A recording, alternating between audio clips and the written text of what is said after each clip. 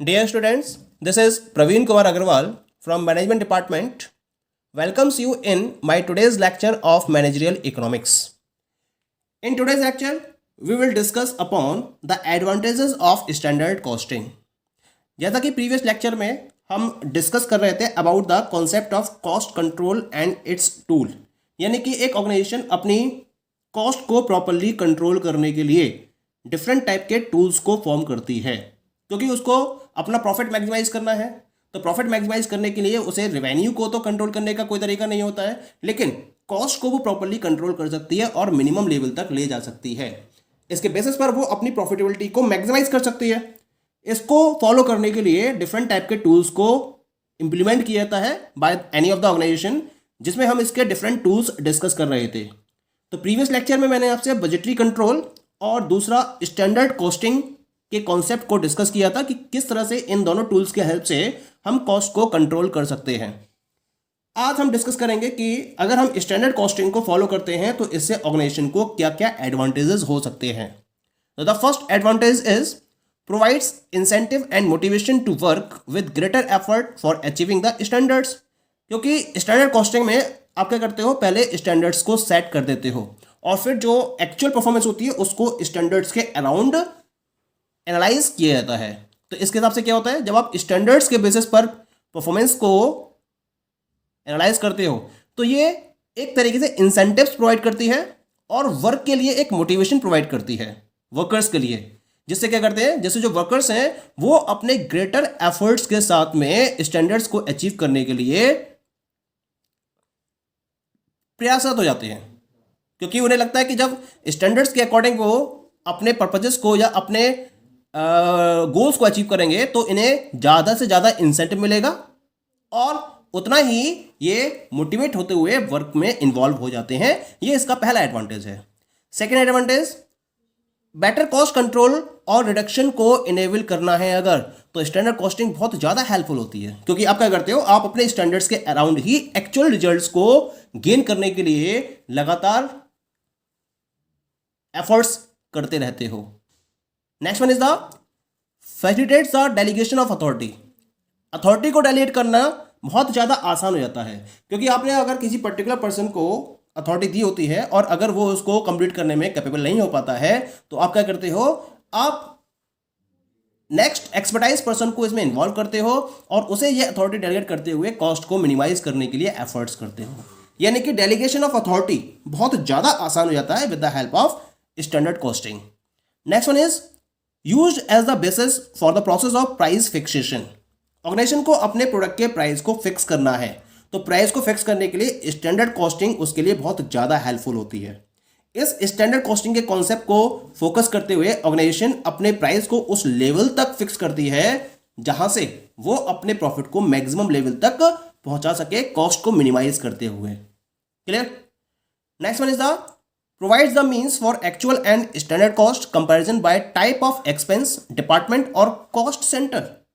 सबसे खास बात है, कॉस्ट जो स्टैंडर्ड कॉस्टिंग है उसमें हम टाइप ऑफ एक्सपेंस को डिफाइन करते हैं, टाइप ऑफ डिपार्टमेंट को डिफाइन करते हैं, टाइप ऑफ कॉस्ट सेंटर को डिफाइन करते हैं और फिर उनके अकॉर्डिंग हम एक्चुअल और स्टैंडर्ड कॉस्ट को प्रॉपरली कंपेयर कर सकते हैं। यानी कि एक ओवरऑल पिक्चर के कंपेरिजन में हम एक क्या करते हैं, एक्सपेंस वाइज, डिपार्टमेंट वाइज और कॉस्ट सेंटर वाइज स्टैंडर्ड और एक्चुअल कॉस्ट के कंपैरिजन को पॉसिबल कर पाते हैं with the help of standard costing. ठीक, यानी कि इसमें इंडिविजुअल रिस्पॉन्सिबिलिटी को डिफाइन करना बहुत ज्यादा आसान हो जाता है। Next one is the this particular tool provides the source of loss and efficiency by pointing out the areas of variance. यानी कि हमें जब डिफरेंट एरियाज में वेरिएंसेस पता चलते हैं तो उन एरियाज को प्रॉपर्ली आइडेंटिफाई करते हुए हम लॉस और एफिशिएंसी के सोर्सेस को प्रॉपर्ली सर्च करने की पोजीशन में होते हैं और फिर हम उसी के अकॉर्डिंग अपने स्टेप्स को फॉलो करते हुए उन लॉस और एफिशिएंसी को फुलफिल करने के लिए एफर्ट्स भी करते हैं। ठीक, and last advantage is facilitates the correct implementation of budgetary control system.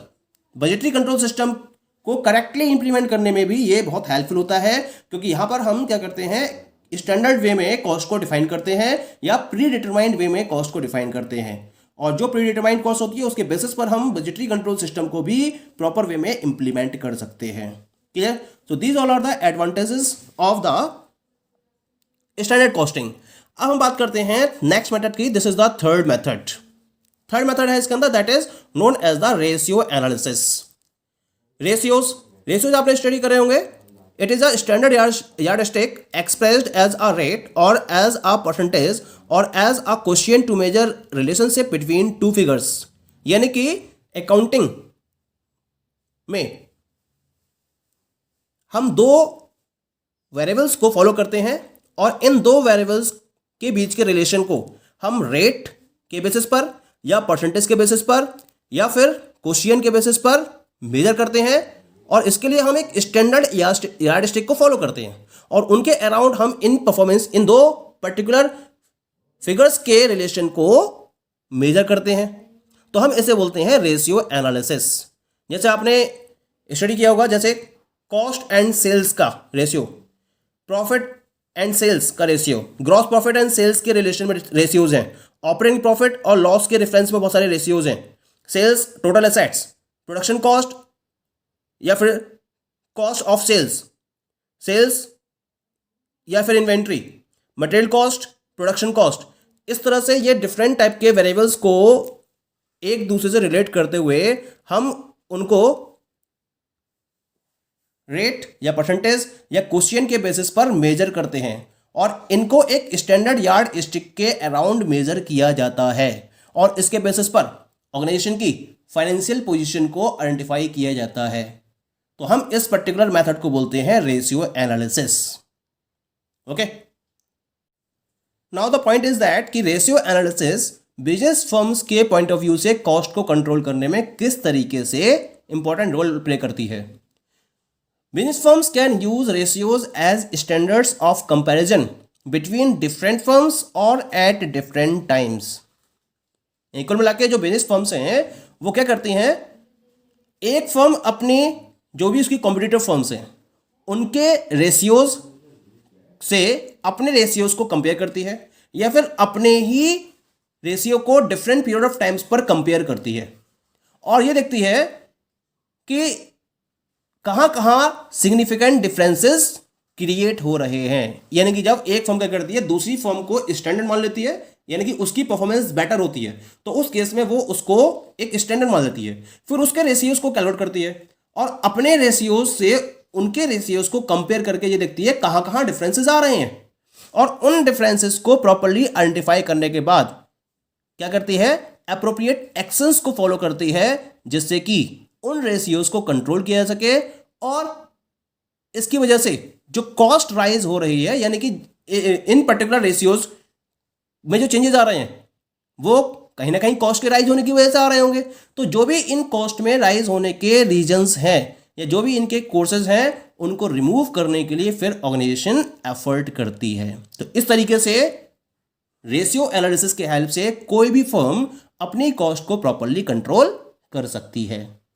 That is clear. Now we talk about the last one. The last one is the value analysis. Value analysis का मतलब क्या है, इसको मैंने different parts में divide कर रखा है।